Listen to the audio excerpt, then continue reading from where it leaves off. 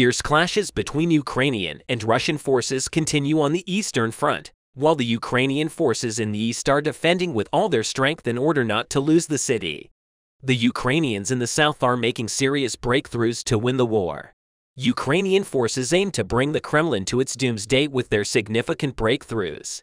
Recent events reveal that Ukrainian forces are getting very close to this goal. Ukrainian forces are making strategic moves to continue the war in the direction they believe will be best for Ukraine's future. While the Russian army has suffered significant defeats in both the east and the south, the Russian forces and authorities have realized that they cannot prevent the Ukrainians' advances and have begun to increase their measures to protect themselves. The losses of the Russian forces on the battlefield have reached serious levels. The Kyiv government continues to provide updates on the general course of the war. The most notable detail in the statements made by Kyiv is the increase in the military personnel losses of the Russian forces. It has been observed that the Russian army has lost between 600 and 800 soldiers in the past months. However, as the intensity of the clashes has increased, the number of casualties among the Russian forces has systematically risen. The other day, Russian leader Vladimir Putin had the worst day of the war. The Russian army suffered a major defeat on Ukrainian territory, with a record number of casualties. This did not please Vladimir Putin, who was in charge of the war. The General Staff of the Ukrainian Armed Forces stated that 1,040 Russian soldiers were killed in the past day. The Ukrainian Defense Forces have neutralized approximately 170,000 Russian soldiers since the start of the war. With this statement, we see for the third time that the number of Russian military personnel casualties has exceeded 1,000. At the same time, Ukrainian forces emphasized that Russia had lost 12 tanks and 11 armored vehicles the previous day. With this statement, Kyiv stated that the total number of tank losses for Russia during the war was 3,557, along with 6,887 armored combat vehicles. Ukrainian forces carried out incredible ambushes throughout the night, leaving Russian tank convoys helpless against Ukraine's bomb-laden UAVs and Javelin missiles. How will the rapidly increasing loss of military personnel and military equipment of the Russian forces affect their presence on Ukrainian soil? Let's examine in detail the search for a solution in order to continue the Ukrainian invasion plan against the Russian army, which is losing more and more every day. In the statements made by the Kyiv government, we have rarely seen more than 1,000 Russian soldiers lost. However, this has become commonplace, as it is now the third time that over 1,000 soldiers have been lost by the Russians in a single day. However, Ukraine's tally of Russian personnel losses coincides with Western estimates. The Center for Strategic and International Studies stated that 70,000 Russian combat deaths have occurred based on their tally, which includes soldiers from various branches of the Russian armed forces, such as regulars, the National Guard Rosgvardia, the Federal Security Service, and the Federal Guard Service. This figure does not include units fighting for pro-Russian militias, such as the Donetsk People's Militia, and special military units like the Wagner Group. The latest update from Moscow stated that the loss of military personnel was less than 6,000 and was last reported in September of last year. There have been no updates on casualties from the Russian Ministry of Defense since then. As the months-long fierce struggle for Donetsk and Bakhmut continues in full force, reports of Russia suffering significant losses in both personnel and equipment continue to emerge. Ian Stubbs, a senior military advisor in the British delegation to the Organization for Security and Cooperation in Europe (OSCE), stated that around 30,000 Wagner and regular soldiers have been killed around Bakhmut alone since May 2022. It is reported that 2 or 3 times that number of Russian soldiers were wounded. The organization described this as a huge loss for a 15-mile regional advance, considering the Russian losses on other fronts except Bakhmut. We estimate that the Russian forces lost approximately 50,000 soldiers in the last month. This figure is almost equal to half the number of casualties suffered by Russian forces last year. With this comparison, we see that the Russian forces have been depleted much faster in recent years. The Kremlin government is also aware of the massive depletion of the Russian army, which is why it has not updated its combat casualties since last September. The Russian army continues to lose a large number of military armored vehicles, as well as experiencing significant military personnel losses.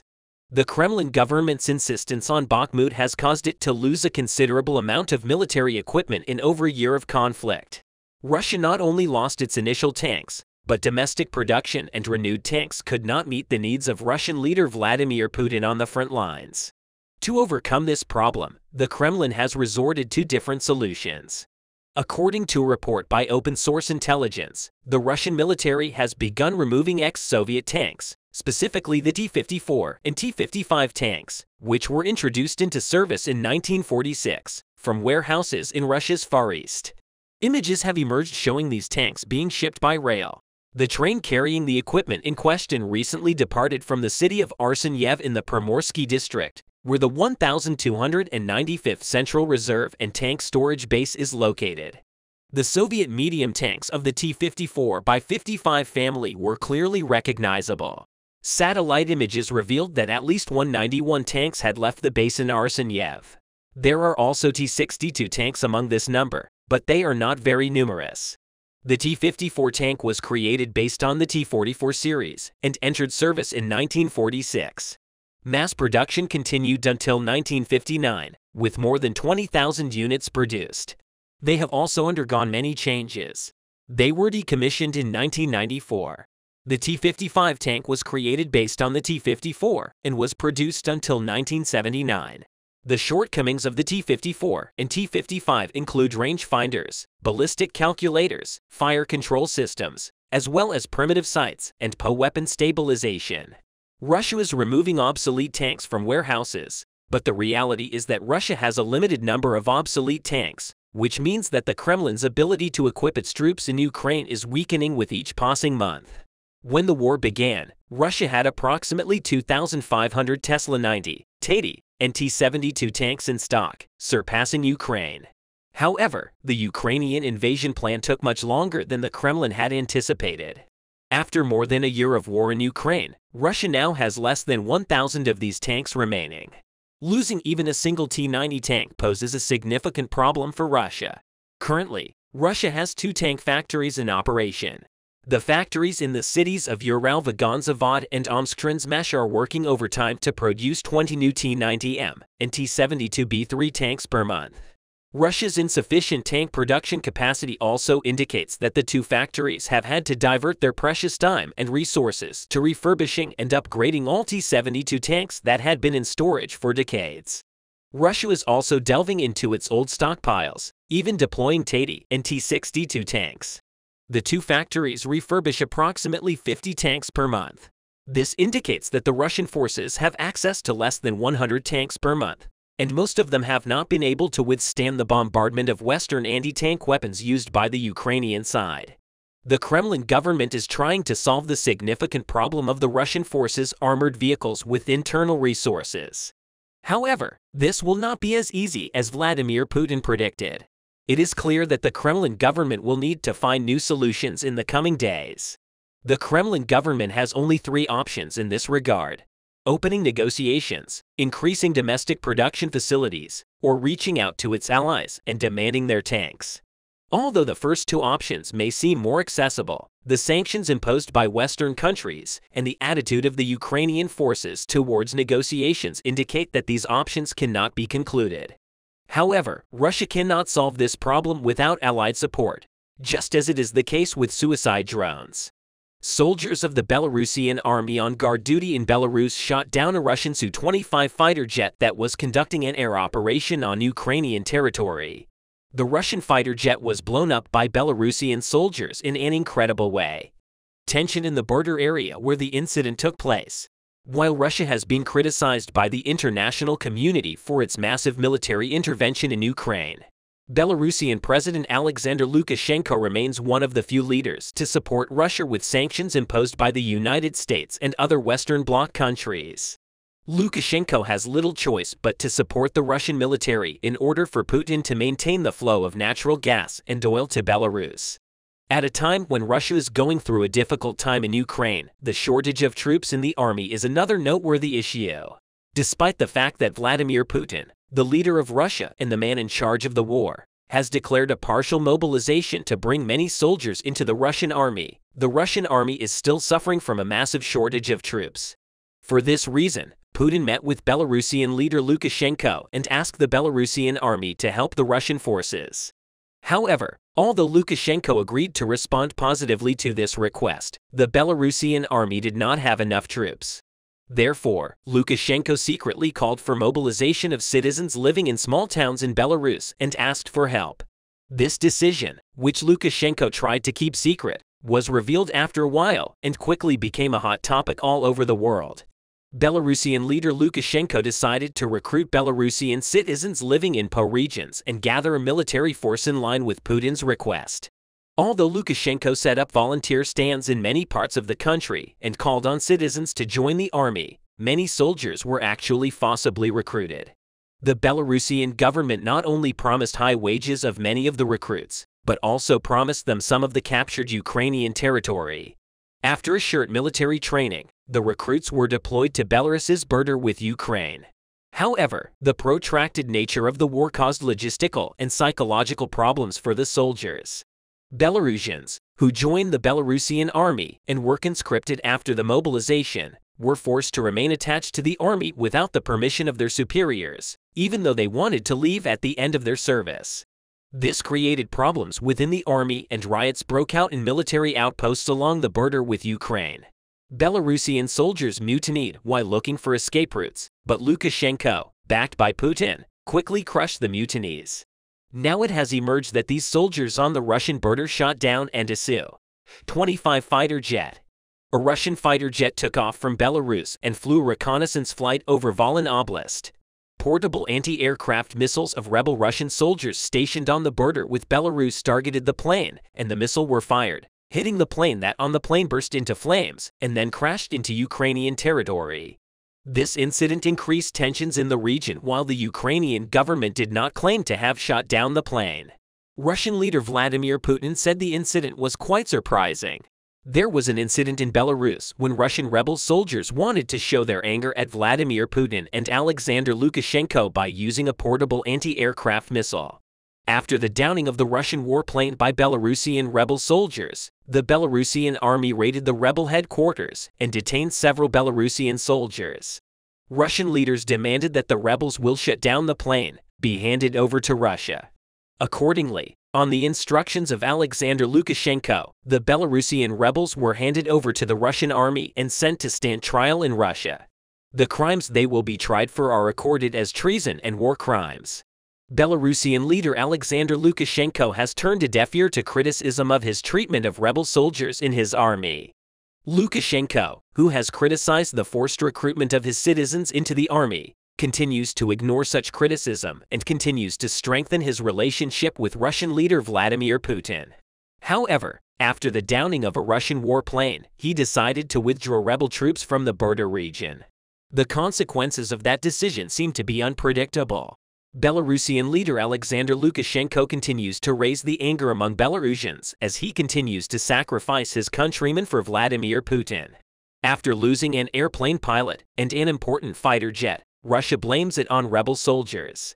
Russian leader Putin has declared partial mobilization in his country and forcibly conscripted more than 300,000 of its citizens into his army. However, Putin's failure to realize that this decision would have consequences has been likened to that of Belarusian leader Lukashenko. Putin quickly sent the soldiers to Ukraine after a short training course, but this move was criticized by many. A group of soldiers was sent to war, unprepared, and psychologically affected by the intense combat conditions. For this reason, many were uncomfortable serving on the front line instead of staying at their commander's headquarters, and said that dying was not the right choice for Putin's policies. The soldiers laid down their weapons and protested against Putin. This movement spread to parts of Ukraine and even to many Russian headquarters.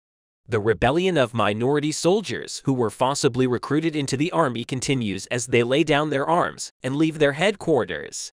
Allegedly, many minority soldiers aim to return to the Russian border because they feel discriminated against but are stopped by border guards. In the meantime, Vladimir Putin, who has deployed the Russian National Guard in Russia to prevent riots, has directed the Russian National Guard to Ukrainian territory to arrest Russian soldiers who riot or cause trouble. Russian President Putin plans to direct the National Guard to operate in Ukraine in order to prevent their participation in the war. This is seen as a step to end the rebellion of minority soldiers and to prevent Russia from wanting to fight in Ukraine. The National Guard, with the powers granted to them, not only maintained order inside the headquarters, but also shot Russian soldiers who tried to flee. According to the interesting confessions of Wagner Commander Medvedev, some Russian soldiers who did not want to participate in the war were either shot or arrested by their commanders. This incident once again showed how difficult the war in Ukraine is. It is generally accepted by war analysts that the Russian military has suffered huge losses in its airstrikes in Ukraine. However, many analysts believe that the situation is irreversible, even though Putin knows that they have to withdraw. Thus, the grave situation is once again on display. Russian leader Putin's desire to withdraw his troops from Ukraine is well known, but he has not given up on the withdrawal because of the loss of prestige in the world. The Russian people are also pressing for an immediate end to the intervention in Ukraine. The sanctions imposed by Western countries have had a negative impact on economic and social life in Russia. Although it was not felt at the beginning of the war, the effects of the sanctions are becoming more severe day by day. Russia's relentless inflation rate and political instability have left citizens struggling with difficulties, even in the early days of the invasion of Ukraine. Even pro-Putin citizens began to wish for the withdrawal of the Russian army from Ukraine. According to recent reliable polls, Putin's approval rating has fallen by at least 20%. Therefore, in the current situation, his chances of being re-elected are very slim. Most of the Chechen warriors sent to the Ukrainian front by Putin's biggest supporter, Kadyrov, joined the Ukrainian front to support the Russian army. But the Ukrainian war has another meaning for Chechnya. We will elaborate on this for you shortly. But a victory in Ukraine would openly encourage the Chechens to start a revolt against the Russians. At this point, we can put both the Chechen revolt, led by Kadyrov, and the revolt carried out by Chechen warriors who have permeated the foundations of the spirit of freedom as possible options. It is known that Chechen warriors have made great preparations for the rebellion in the last days. But much more importantly, some intelligence reports focus heavily on the possibility of Kadyrov starting a rebellion against Russia when the time comes. These possibilities have begun to be spoken loudly. On the other hand, there are reports that Kadyrovites, who fought with the Russians at the front, started rebellions against the Russian soldiers. Russians exhibit racist attitudes towards Chechens, and it has been reported that some Chechens could not stand this and organized a revolt against the Russian army. These claims come from the Donbas region, with the increasing influence of the Wagner group in the region. The Kadyrovites, who were treated as second-class people, seem to have hoisted the flag of rebellion. On the other hand, we also know that the Chechen warriors, whose hearts are burning with the fire of rebellion, are waiting for an opportunity for a great freedom war against Russia. At this point, listening to the words of a person from the heart of Chechnya will push us to make a much more accurate determination. The spokesman for the Sheikh Mansour Battalion, one of the Chechen battalions, Islam Kiev, made striking statements about his preferences in Ukraine and summarized the relationship between Chechnya and Russia. Balakirev, who said that this war is a repetition of the tragedy in Chechnya, said, "Today I see that Chechen women, Chechen men, Chechen children and every Ukrainian born in 1989. Balakirev grew up in the midst of a series of brutal civil wars in one of Russia's southernmost republics, and remembered the devastation he and his generation's children knew until he left Chechnya in 2004, Balakirev said. On the way here from Poland, I saw a group of children from an orphanage crossing the Ukrainian-Polish border. This made me very emotional. And then I remembered the children who had fled Chechnya and were looking for some kind of safe haven after the collapse of the Soviet Union in 1991. Back-to-back wars broke out in Chechnya, followed by the Chechen Republic of Ikaria push for independence from Moscow. Chechen resistance to Russian rule goes back centuries, and a deadly war ensued from 1994 to 1996, before a peace treaty was signed by then Russian President Boris Yeltsin and granted broad autonomy by 1999. However, after taking office as Russia's prime minister, Putin dissolved the treaty and launched a decades-long military campaign in the Southern Republic. An estimated 160,000 civilians were killed in both campaigns, though exact figures remain unclear. The volunteer battalion has been in Ukraine since 2014. Balakirev joined the war after the second invasion of Russia in February. The Chechen battalion, which claims to have as many as 800 volunteers, said Putin had a plan to use his latest war to his advantage. The spokesperson of the battalion argued that Chechnya is already Russia's weak spot, and that in the midst of Putin's war, Ukraine and Western nations should focus on the back of the resistance. Considering these statements, it would be much more accurate to take a look at the relationship between Chechnya and Russia. The bloody wars that actually lasted for many years between these two countries resulted in the defeat of Chechnya and later intimidation by Russia. It is worth noting that the fire of freedom burning in the hearts of the Chechen people is also a fire of revenge from those days. For this reason, it would be right to scrutinize these dates a little more. After two major wars between Chechnya and Russia in 1999, after Putin took control of Russia, Putin launched the Second Chechen War, which lasted from September 1999 to April 2009, knowing that he could not defeat the Chechens without dispersing them. Vladimir Putin supported Ahmed Kadyrov, the first president of the Chechen Republic of Russia. Despite the tough struggles, the Chechens could not liberate Chechnya from the Russian yoke. In 2007, his son, Ramzan Kadyrov, came to replace Ahmed Kadyrov, who had died as a result of the bombing in 2004.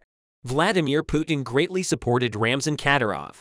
And in Ukraine, thanks to Kadyrov, he was able to halt the Donbass region for the moment. Kadyrov restored royal relations with Russia and rebuilt the economy of Chechnya by destroying Chechen militants. Kadyrov supports every decision of Putin who brought him to this day and commands his battalion as a result of Putin's wishes. Ramzan Kadyrov's battalion is not the only Chechen battalion fighting on Ukrainian soil after the Second Chechen War. Many Chechens who did not accept the rule of Ahmed Kadyrov were forced to leave their homeland. With Putin's initiation of the war, a glimmer of hope was born for the Chechens who left their homeland. There are Chechen fighters who fight shoulder to shoulder with the Russians, as well as those on the Ukrainian side who are reported to be affiliated with the Chechen battalions named Sheikh Mansur and Zakir Dudayev. Kadyrov's forces supported them. Wherever Vladimir Putin attacked, Kadyrov's forces had faced Chechens in Syria, first in Ukraine. However, this encounter was on a smaller scale than in Ukraine. The Chechen warrior nicknamed Maga, who fought alongside Ukrainian forces against Russian and Chechen forces, is part of a unit of Chechen fighters fighting in eastern Ukraine. Maga stated that his relatives in Chechnya also support the Russian side. Powerful Chechen leader Ramzan Kadyrov called himself the foot soldier of Russian President Vladimir Putin and sent his personal army to Ukraine to fight against the Russians.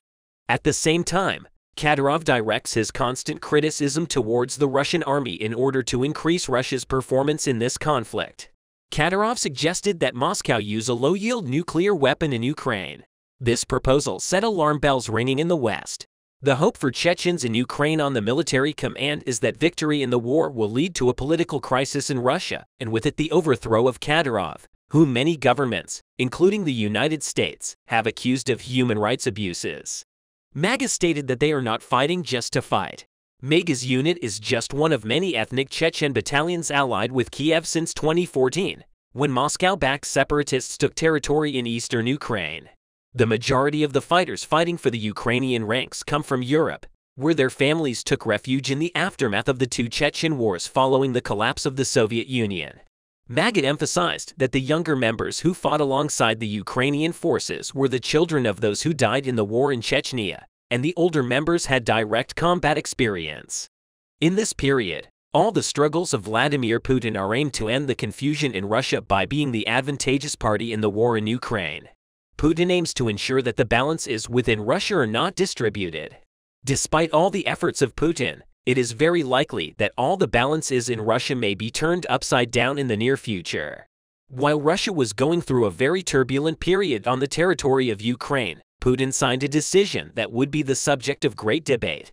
Vladimir Putin reported that Colonel General Alexander Lapin, former commander of the Central Military District and Russian forces in eastern Kharkiv and northern Donetsk oblasts, has been appointed Chief of Staff of the Russian Land Forces.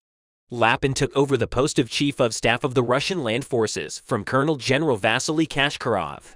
Lapin has drawn harsh criticism from prominent voices in the Russian information space for claiming responsibility for massive Russian losses following the successful Ukrainian counterattack that pushed Russians to the Kharkiv-Luhansk Oblast border in mid-September 2022. At the head of these critics was Ramzan Kadyrov, who supported Putin the most. The appointment of Lapin to this post by Vladimir Putin disappointed Chechen leader Ramzan Kadyrov. Kadyrov, who has the most important power among the ethnic fighters on the territory of Ukraine, was not very happy with this decision.